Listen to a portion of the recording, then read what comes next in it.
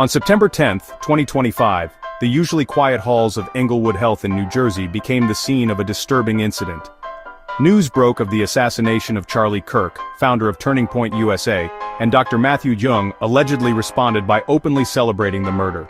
This public outburst, witnessed by staff and patients, shattered the hospital's professional atmosphere.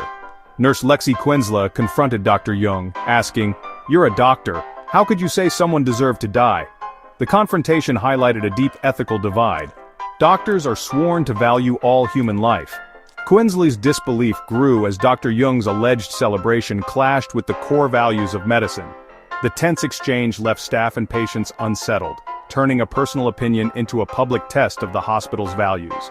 Dr. Young later tried to smooth things over by offering to buy lunch for the nursing staff, but for Quinsla, this gesture felt hollow. The incident quickly escalated beyond a simple disagreement, raising questions about ethics and accountability in healthcare. The hospital's reputation, and its commitment to a safe environment, was suddenly in the spotlight. Lexi Quinsla, convinced Dr. Young's actions violated medical ethics, reported the incident to hospital management. Reporting a superior is never easy, but Quinsla felt compelled to act.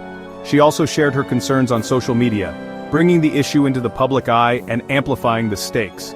The hospital responded by suspending both Quinsla and Dr. Young, citing the need for a fair investigation. For Quinsla, the suspension felt like punishment for doing the right thing. Her lawsuit claims she was later told she'd be fired, transforming her from concerned employee to whistleblower. The hospital's actions shifted the conflict from an internal matter to a public battle over employee rights.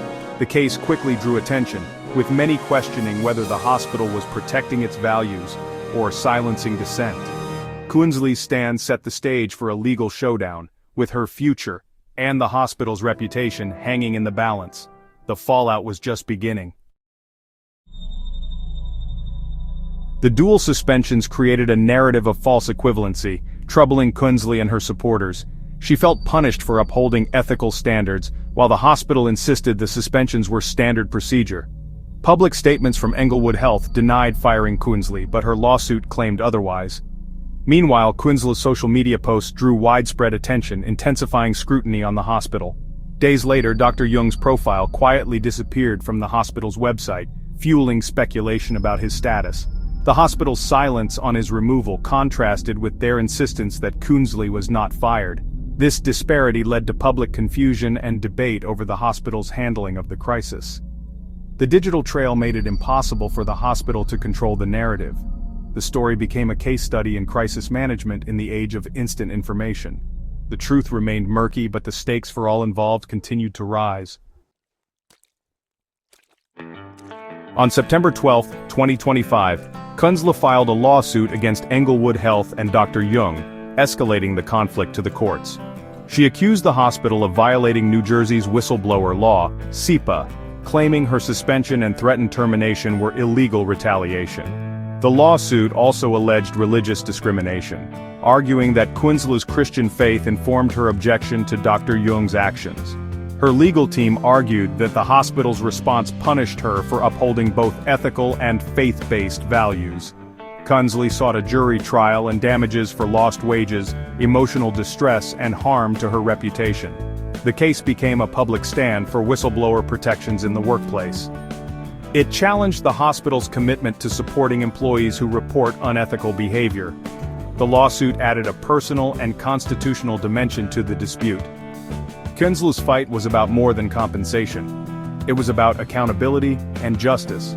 The legal battle put Englewood Health's values under a microscope. The Quinsla case forced Englewood Health to confront its workplace culture and ethical standards. Nurses are often the last line of defense for patient safety, and their voices must be protected. Suspending a whistleblower alongside the accused can discourage others from speaking up. The hospital argued it was conducting a fair investigation, but the public questioned its priorities. Dr. Young's alleged celebration of a murder was a shocking breach of medical ethics. Quinsla's report was an attempt to uphold the sanctity of life and professional conduct. The hospital's response will set a precedent for how future ethical breaches are handled. The outcome will signal whether Englewood Health values accountability or damage control. As the lawsuit unfolds, the The case highlights the risks and importance of ethical integrity in healthcare. For staff and patients alike, it's a reminder of the courage required to speak out, and the responsibility institutions have to protect those who do.